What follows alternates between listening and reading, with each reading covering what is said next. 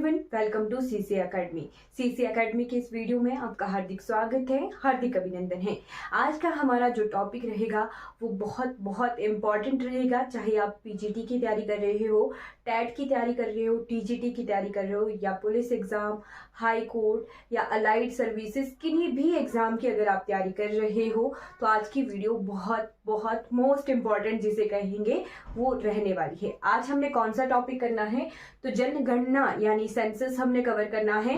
Previous history भी cover करेंगे census की रिगार्डिंग, राइट। हिस्टोरिकल जो भी एस्पेक्ट हैं वो भी कवर करेंगे जनगणना से रिलेटेड, और साथ में प्रेजेंटली जो हमारी प्रीवियस लेटेस्ट जनगणना हुई थी 2011 में उसे भी हमने कवर करना है। तो पूरी की पूरी इंफॉर्मेशन हम आज ही की वीडियो में इसमें कवर करेंगे। तो मेरे साथ इस वीडियो में शुरू से लेके एंड तक जो है बने रहिए। चलिए शुरू करते हैं। पहले हमें ये पता होना चाहिए कि जनगणना होता क्या है। Study the human population, to study human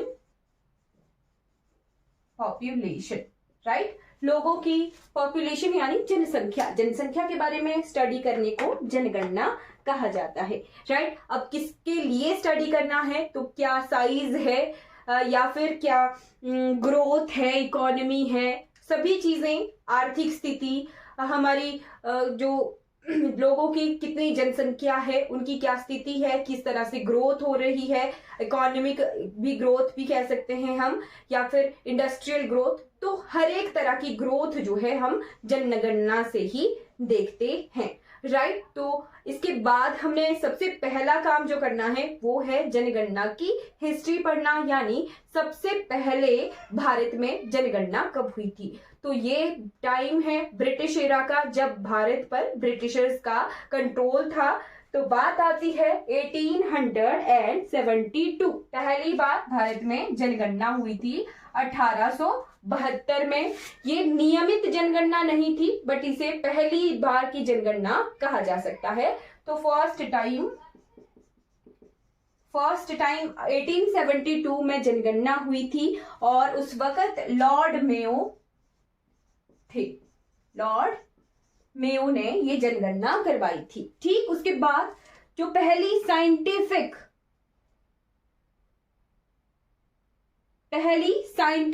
जो जनगणना थी वो कब हुई थी? उसके बाद साइंटिफिक का मतलब कि उसके बाद से रेगुलर जनगणना होना शुरू हुई, राइट। तो वो टाइम था 1881। 1881 बहुत इंपॉर्टेंट है। 1881 के बाद नियमित जनगणना इसी के बाद से हो रही है कंटिन्यू, राइट। नियमित या भी से रेगुलर सेंसस भी कह सकते हैं। तो 1881 में किसने ये जनगणना करवाई थी? ये करवाई थी लॉर्ड रिपन ने, ठीक है। लॉर्ड रिपन ने ये जनगणना करवाई थी, राइट। तो ये 2 इयर्स आपने नोट रखने हैं। अगर पहली जनगणना हो तो 1872 आएगा, और पहली नियमित या फिर पहली साइंटिफिक, रेगुलर भी कह सकते हैं, साइंटिफिक भी कह सकते हैं, साइंटिफिक जनगणना है। इसके बाद से कंटिन्यू जनगणना करवाई जा रही है, एक्सेप्ट हमारे 2020-21 का टाइम पीरियड जब कोविड-19 था, तब हमारे भारत में जनगणना नहीं हुई है, राइट।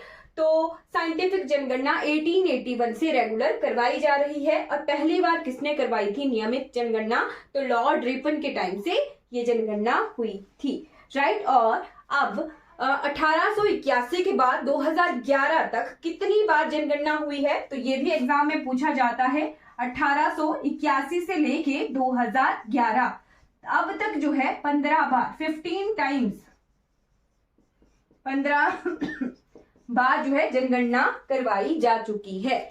आपको ये फिगर मैं बार बार कह देती हूं कि 2021 अगर आ गया तो वो गलत हो जाएगा, क्योंकि 21 में जनगणना नहीं हुई थी कोविड की वजह से, ठीक।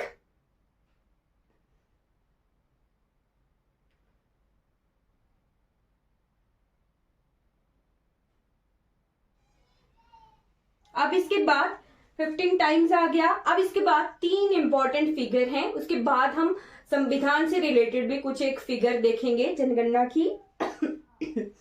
तो 3 इयर्स लिख लेने हैं आपने।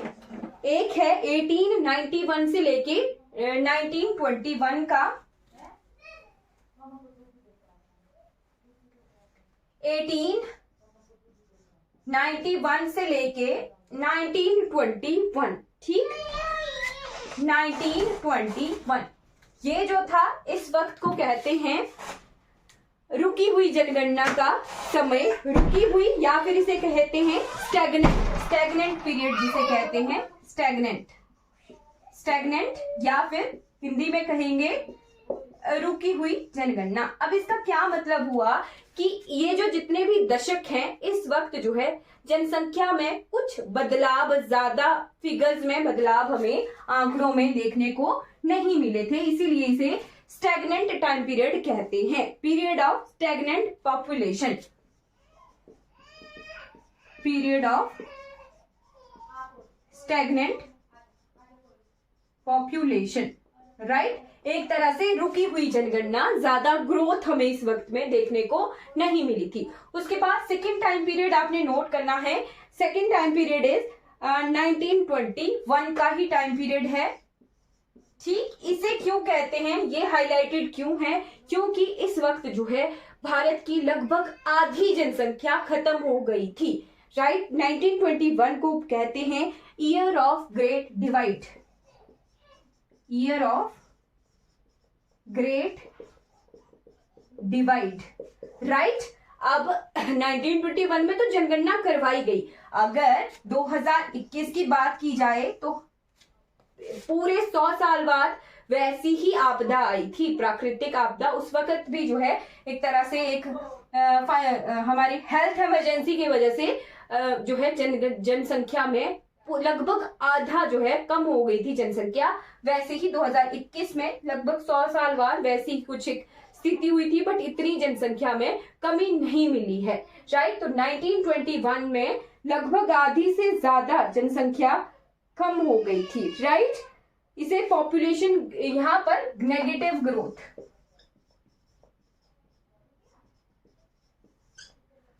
फिर उसके बाद आपने नोट करना है 1921 से लेके 1951 का टाइम पीरियड, 1921 से लेके 1951, यहां पर इस टाइम पीरियड को कहते हैं period of steady growth, period of steady growth. अब स्टेडी ग्रोथ का क्या मतलब है कि लगातार बढ़ रही है, निरंतर बढ़ रही है, ठीक है। जनसंख्या निरंतर बढ़ रही है। अब हमारा आजादी के वक्त का समय आ गया, 1951 की बात हो गई, तो अभी हमारा संविधान भी आ चुका है। बट इससे पहले आपको एक टाइम पीरियड में लिखवा दूं, 1951 से लेके 81 का, तो ये पीरियड है, यहां पर जनसंख्या बहुत तेजी से बढ़ी है, right. Period of high growth, period of high growth, right. बहुत तेजी से जनसंख्या इस टाइम पीरियड में इन 3 दशकों में बढ़ी है, राइट। अब इसके बाद आपको नोट करनी है कुछ आर्टिकल। तो भारत के संविधान की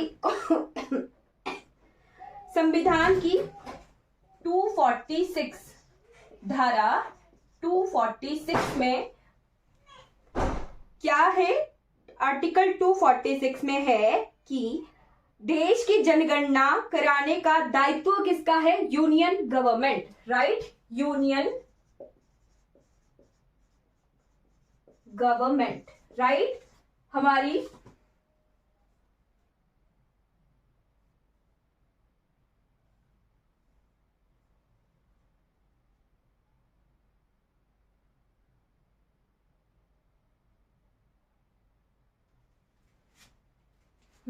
यूनियन गवर्नमेंट यानी संघ सरकार,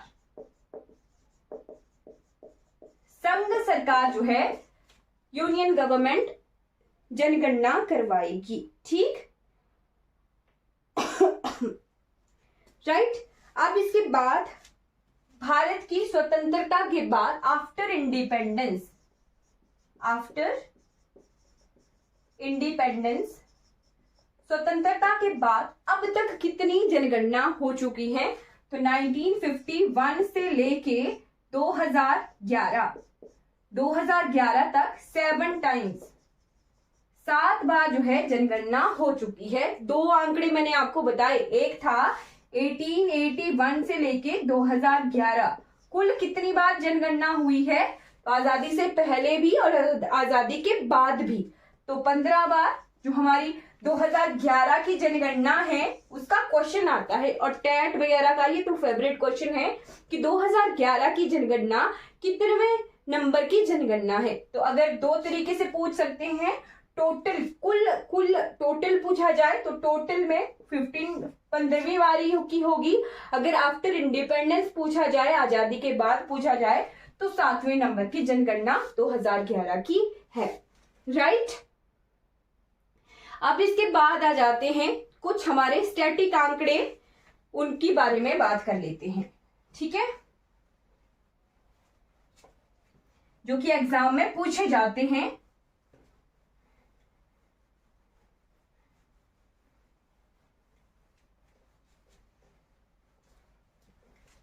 तो स्टैटिक आंकड़ों में एक तो होता है पॉपुलेशन कितनी है, ठीक, पॉपुलेशन परसेंटेज,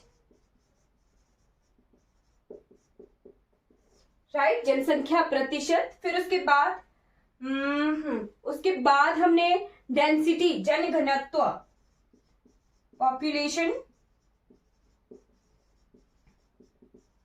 डेंसिटी, जन घनत्व, ठीक। उसके बाद सेक्स रेशो यानी लिंगानुपात।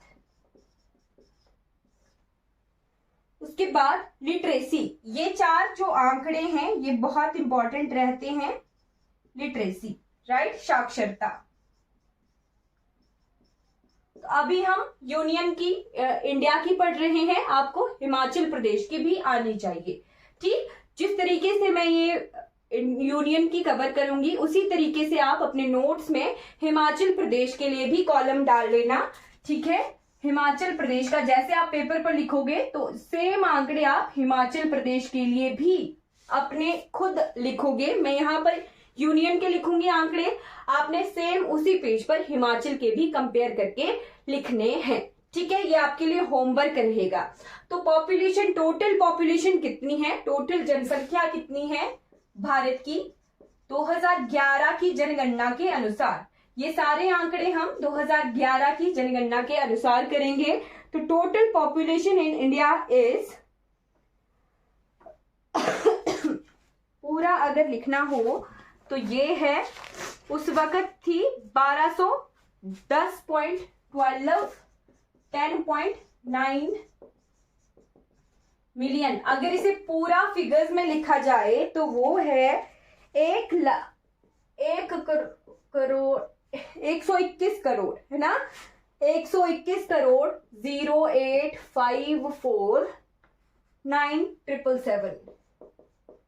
ठीक है, 121 करोड़ 8,54,977, इतनी जो है जनसंख्या 2011 की जनगणना के अनुसार भारत की थी। अब पॉपुलेशन परसेंटेज देखते हैं, तो कुल जनसंख्या दुनिया में भारत की जनसंख्या का कितना प्रतिशत है? तो दुनिया की जनसंख्या का भारत में जनसंख्या का 17.5%, दुनिया का 17.5% जो है जनसंख्या भारत में है। ये इन आंकड़े लिख लेना।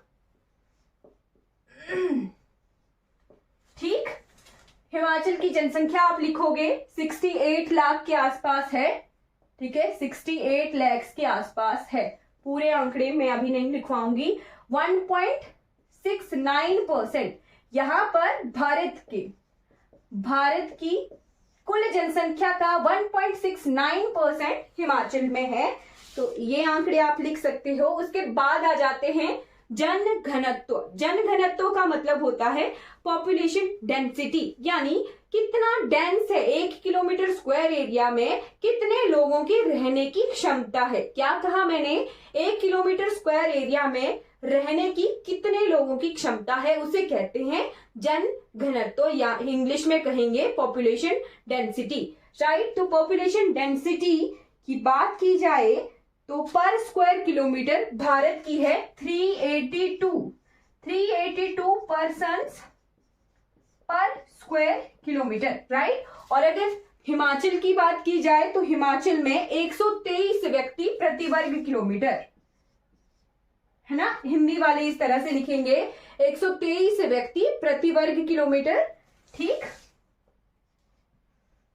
पर्सन्स पर किलोमीटर स्क्वायर, राइट। फिर आते हैं लिंगानुपात यानी सेक्स रेशो। अभी सेक्स रेशो का क्या मतलब होता है, प्रति 1000 पुरुषों पर कितनी महिलाओं की जनसंख्या है।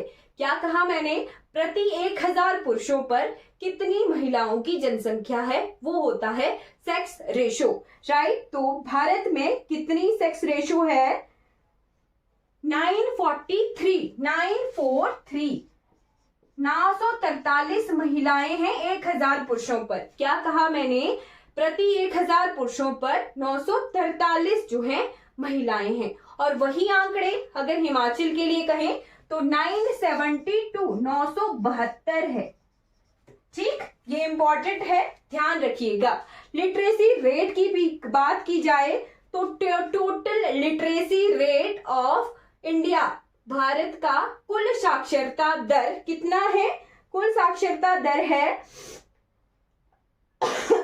73%, ठीक। इसमें मेल और फीमेल भी लिख लीजिएगा। मेल लिटरेसी रेट MLR लिख रही हूं मैं, मेल लिटरेसी रेट यानी पुरुष साक्षरता दर, तो 80.9%,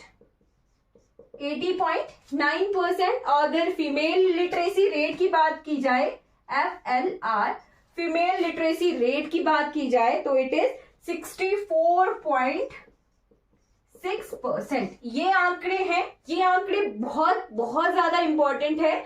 टेट एग्जाम, पुलिस कांस्टेबल, ये एग्जाम की अगर आप तैयारी कर रहे हो तो यहां से एग्जाम में डायरेक्ट क्वेश्चन आता है। अब हम चलेंगे स्टेट्स की तरफ कि कौन से राज्य की जनसंख्या सबसे ज्यादा है और कौन से राज्य की जनसंख्या सबसे कम है। ये फिगर्स बहुत बहुत इंपॉर्टेंट है, यहां से 1 या 2 क्वेश्चन एग्जाम में हमेशा ही पूछे जाते हैं, राइट। और ये बहुत इंपॉर्टेंट टॉपिक है। अब इसके बाद आएंगे हम स्टेट्स के आंकड़ों की तरफ।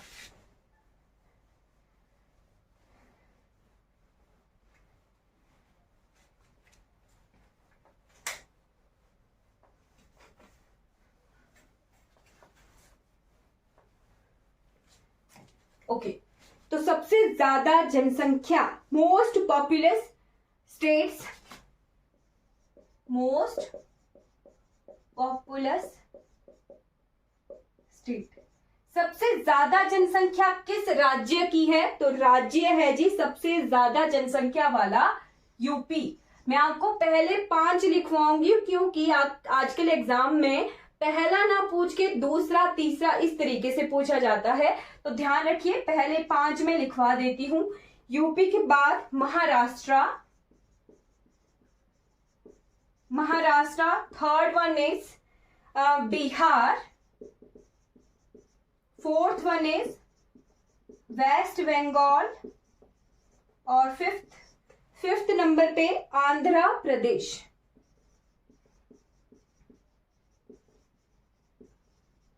ठीक है, ये ज्यादा आप 3 तक तो याद ही कर लीजिए, पहला ना पूछ के दूसरा पूछ लिया, या फिर रैंडम आपको ये 4 ऑप्शन दे दिया और बोला सबसे ज्यादा जनसंख्या कौन से राज्य की है, यूपी नहीं दिया है वहां पर, तो कंफ्यूज हो सकते हो। तो पहले 5 तो लिखने ही लिखने हैं, ठीक। अब लीस्ट पॉपुलेशन, ये क्या थी, सबसे ज्यादा जनसंख्या। अब सबसे कम जनसंख्या, लीस्ट पॉपुलस स्टेट्स, सबसे कम। तो सबसे कम जनसंख्या कौन से राज्य में है, राज्य है जी मिजोरम लीस्ट पॉपुलस ना, सिक्किम, सिक्किम उससे कम, सबसे कम सिक्किम में, उससे ज्यादा मिजोरम में, ठीक। थर्ड नंबर पे अरुणाचल प्रदेश,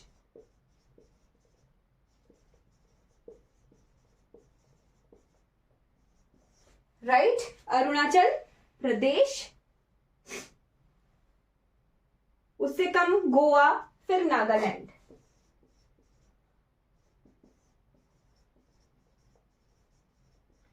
तो 5 नहीं करने हैं आपको, तो पहले 3 तो याद करने ही करने हैं। सबसे कम सिक्किम में जनसंख्या है और सबसे ज्यादा यूपी में जनसंख्या है। अब यहीं पर आप एक चीज लिख लेना साथ में नोट करके, ये तो आ गया पॉपुलेशन जनसंख्या के आधार पर, क्षेत्रफल के आधार पर भी लिख लीजिए साथ में, क्षेत्रफल यानी एरिया वाइज। तो एरिया कौन से राज्य का सबसे ज्यादा है? राजस्थान, ठीक है, राजस्थान का एरिया सबसे ज्यादा है। और सबसे कम एरिया कौन से राज्य का है? तो इट इज गोवा, राइट। ये दोनों आंकड़े आप साथ में ही लिख लेना, याद रहेंगे, ठीक। उसके बाद देखते हैं, जो हमने देखना है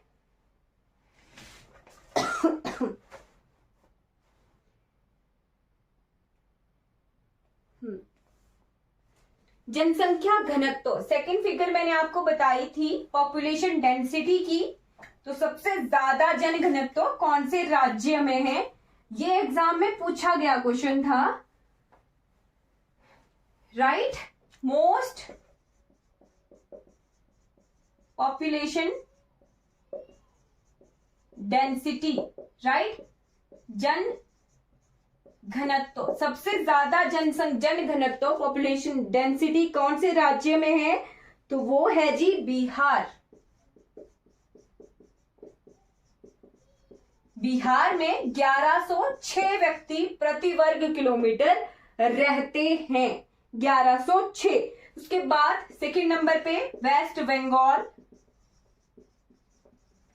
वेस्ट बंगाल में 1028, राइट। थर्ड नंबर पे लिख लेना केरला 860, राइट। और लीस्ट पॉपुलेशन डेंसिटी, सबसे कम जन घनत्व, ठीक।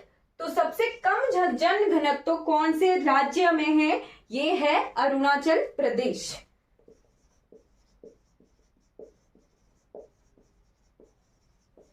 अरुणाचल प्रदेश में 17 व्यक्ति प्रति वर्ग किलोमीटर रहते हैं, 17% पर किलोमीटर स्क्वायर, राइट।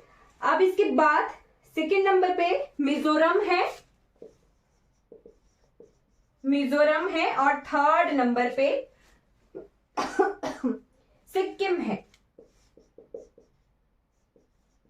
सिक्किम में 86 और यहां पर 54% पर किलोमीटर स्क्वायर, 52 है ना, राइट। तो ये थोड़ा सा आंकड़ा जो है थोड़ा उल्टा हो गया है ना। जैसे हमने पॉपुलेशन देखी थी तो सिक्किम में सबसे कम थी, फिर मिजोरम में थी, फिर अरुणाचल प्रदेश में थी, है ना। ये चीज ऐसे थी पॉपुलेशन में, ठीक। बट पॉपुलेशन डेंसिटी में अरुणाचल प्रदेश उससे कम हो गया, सबसे कम पॉपुलेशन डेंसिटी जनघनत्व अरुणाचल प्रदेश में है, राइट। और उसके बाद थोड़ा ज्यादा मिजोरम में और सिक्किम में। तो ये एरिया के हिसाब से होता है, जितना ज्यादा क्षेत्रफल होगा और जनसंख्या कम होगी तो जन घनत्व हमारा उतना कम हो जाता है। अब हिमाचल प्रदेश की बात की जाए तो साथ में हिमाचल प्रदेश के आंकड़े भी अगर आपने लिख लेने हैं, तो हिमाचल प्रदेश में हमने देखा था 123 पर्सन्स पर किलोमीटर स्क्वायर, ठीक। सबसे डिस्ट्रिक्ट की बात करते हैं, मोस्ट पॉपुलेशन डेंसिटी हमीरपुर में है, राइट, 496, पर्सन पर किलोमीटर स्क्वायर, राइट। और सबसे कम पॉपुलेशन डेंसिटी कहां पर है, तो it is in Lahaul and Spiti, 2 persons पर किलोमीटर स्क्वायर, 2 व्यक्ति प्रति वर्ग किलोमीटर, राइट। ये आंकड़े साथ साथ में लिखवा रही हूं, इंपॉर्टेंट है, यहीं से ही कवर हो जाएगा। ठीक, उसके बाद जो थर्ड फिगर हमने याद करनी होती है दैट इज सेक्स रेशो। ठीक,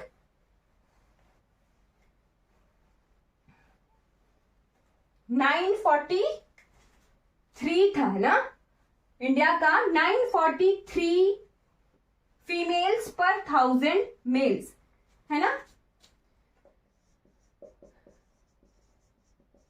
टोटल कितना था, 943 स्त्रियां प्रति 1000 पुरुषों पर, राइट।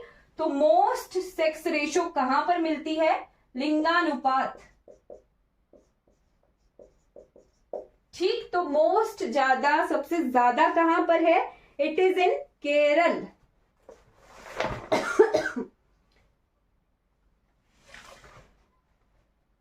केरल ही है।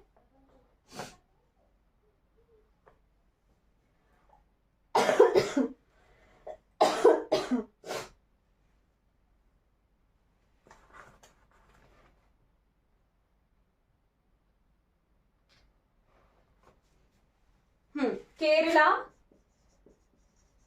1084, 1084 स्त्रियां हैं प्रति 1000 पुरुषों पर। और सबसे कम, तो सबसे कम है जी हरियाणा।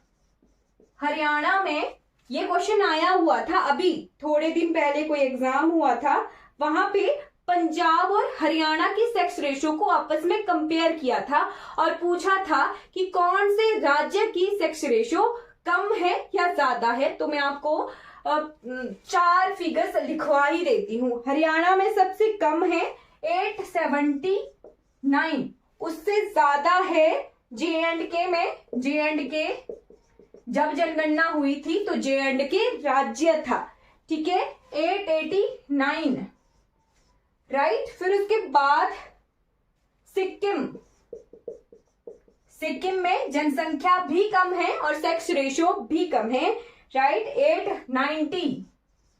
उसके बाद आता है पंजाब 895, राइट। और पंजाब के बाद यूपी, उत्तर प्रदेश 912, राइट। हिमाचल के लिख लीजिए 972 पर 1000, ठीक। तो ये चीजें, कुछ एक चीजें इंपॉर्टेंट होती है। केरला में सबसे ज्यादा है, केरला के बाद है तमिलनाडु 996, तमिलनाडु के बाद ये घटते क्रम में है, ठीक, इस तरफ को बढ़ रहे हैं। सबसे कम sex ratio it is in Haryana और सबसे ज्यादा केरला में, राइट। पहले 5 लिख ही लीजिए, इंपॉर्टेंट होते हैं, कई बार फिगर्स आ जाती हैं एग्जाम में। आंध्र प्रदेश, आंध्र प्रदेश, तो आंध्र प्रदेश में कितनी महिलाएं हैं, 993। इसके बाद है मणिपुर, मणिपुर में है 992 एंड छत्तीसगढ़, छत्तीसगढ़ में है जी 991। जिस तरीके से मैंने आपको ये करवाया है इंपॉर्टेंट है, राइट। हिमाचल के आंकड़े आप खुद देख लोगे डिस्ट्रिक्ट वाइज, ध्यान रखिएगा। कई बार एग्जाम में, बहुत बार एग्जाम में ये डायरेक्ट फिगर पूछी जाती है। मैंने आपको अभी बताया कि एग्जाम हुआ था, हरियाणा और पंजाब की सेक्स रेशो पूछी थी, तो पंजाब में 895 महिलाएं हैं और हरियाणा में 879 है। तो पंजाब की सेक्स रेशो ज्यादा है हरियाणा के कंपैरिजन में, राइट। उसके बाद लास्ट फिगर जो हमने कवर करना है वो होता है लिटरेसी रेट, साक्षरता दर।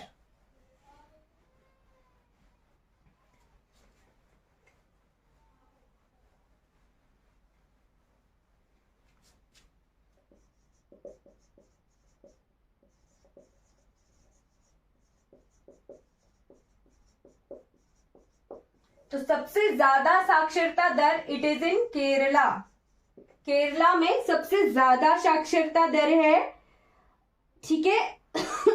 ना 94%, 94, राइट। 2001 की जनगणना के अनुसार हिमाचल प्रदेश दूसरे नंबर पर था। ध्यान रखिए, 2001 की जनगणना के अनुसार साक्षरता दर में हिमाचल प्रदेश दूसरे नंबर पर था, बट 2011 की जनगणना के अनुसार दूसरे नंबर से गिरकर हिमाचल प्रदेश 5वें नंबर पे लिटरेसी रेट में आता है 2011 की जनगणना के अनुसार, राइट। तो केरला के बाद Mizoram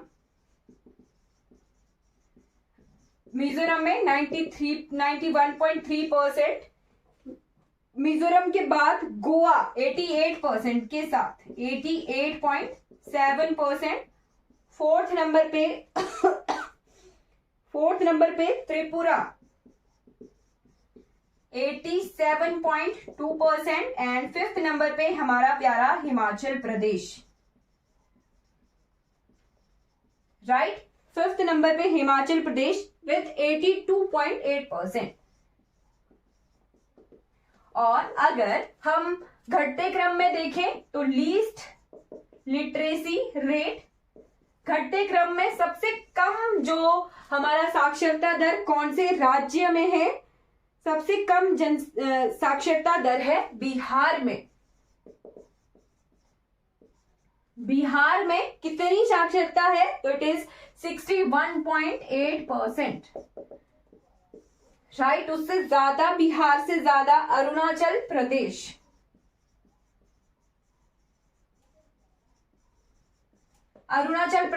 third, fourth and fifth. Third number पर है राजस्थान विद 66%,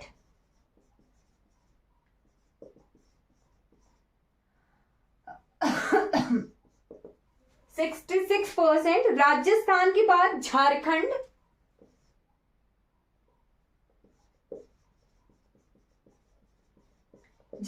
में 66.4% and after that Andhra Pradesh और तेलंगाना का संयुक्त, उस वक्त आंध्र प्रदेश जो है कंबाइंड था, तेलंगाना अलग नहीं हुआ था, तो 67%।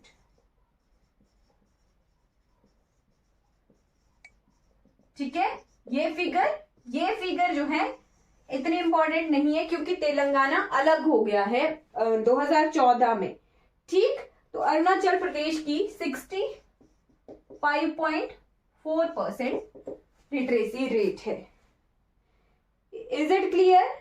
ठीक है, ये कुछ फिगर्स हैं राज्यों के साक्षरता दर के हिसाब से। सबसे ज्यादा साक्षर लिटरेट राज्य कौन सा है? केरला है, और बिहार 61.8% लिटरेसी रेट के साथ सबसे कम लिटरेट साक्षर जो है राज्य है। और हमारा प्यारा हिमाचल प्रदेश साक्षरता दर के हिसाब से 5वें नंबर पे आता है, 5th नंबर पे पूरे इंडिया में।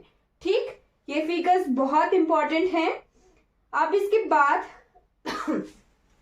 एक दो फिगर्स जो मैंने आपको करवाने हैं, एग्जाम में डायरेक्ट पूछे जाते हैं, that is SC population, ST population और सबसे ज्यादा नगर, है ना, ये चीजें पूछी जाती हैं। तो सबसे ज्यादा ग्रामीण जनसंख्या, ये बहुत इंपॉर्टेंट है क्योंकि हमारा हिमाचल प्रदेश ऐसा है जहां पर सर्वाधिक ग्रामीण जनसंख्या है, राइट।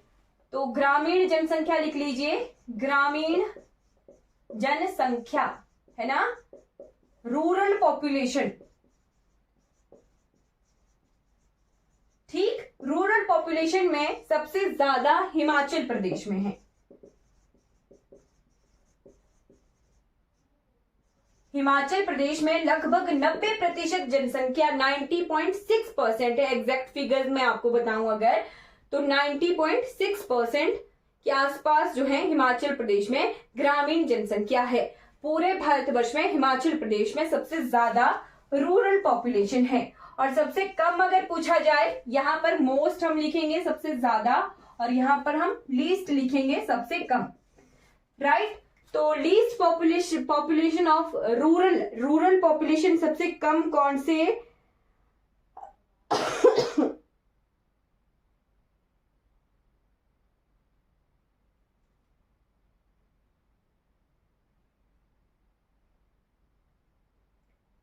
चलिए ये फिगर नहीं है, ओके कोई बात नहीं। सबसे ज्यादा नगरीय जनसंख्या, राइट, तो वो भी लिख लीजिए अर्बन पॉपुलेशन। अर्बन पॉपुलेशन यानी नगरीय जनसंख्या, तो इट इज इन गोवा। गोवा में सबसे ज्यादा नगरीय जनसंख्या यानी अर्बन पॉपुलेशन है लगभग 62.2%। 62.2%, ठीक।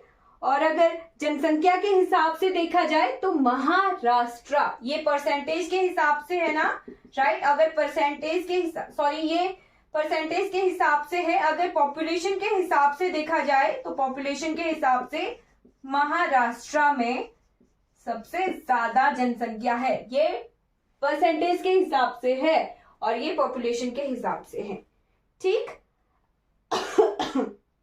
अब एससी पॉपुलेशन, सबसे ज्यादा एससी पॉपुलेशन कहाँ, किस राज्य में है, तो सबसे ज्यादा एससी पॉपुलेशन है, अगर परसेंटेज के हिसाब से देखा जाए तो पंजाब। पंजाब में परसेंटेज के हिसाब से 31.9%। और अगर पॉपुलेशन के हिसाब से आंकड़े देखने हो तो उत्तर प्रदेश, राइट। ये दो तरह की फिगर्स हैं, ये परसेंटेज के हिसाब से और ये पॉपुलेशन के हिसाब से, उत्तर प्रदेश में, ठीक। और एसटी पॉपुलेशन का भी एग्जाम में क्वेश्चन पूछा जाता है। तो अगर परसेंटेज के हिसाब से देखना हो तो परसेंटेज के हिसाब से सबसे ज्यादा एसटी पॉपुलेशन मिजोरम में है। मिजोरम में 94.4%। और अगर पॉपुलेशन के हिसाब से देखना हो तो ये है मध्य प्रदेश में।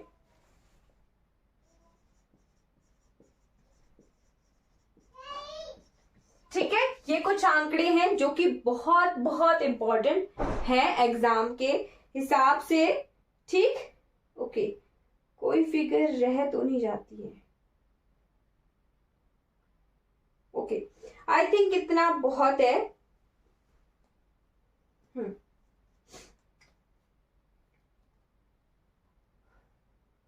ओके देन, हमने जनगणना के हिसाब से ये फिगर देख लेनी है। UIDAI, universal identification authority of India, यही जो है आधार कार्ड जो है भारत देश में बनाती है। तो हमने जनगणना का, सेंसस का पूरा डाटा जो है देख लिया है, जो कि हमारे लिए बहुत बहुत इंपॉर्टेंट है। तो थैंक यू सो मच। आपके आने वाले एग्जाम्स के लिए all the best. Thank you.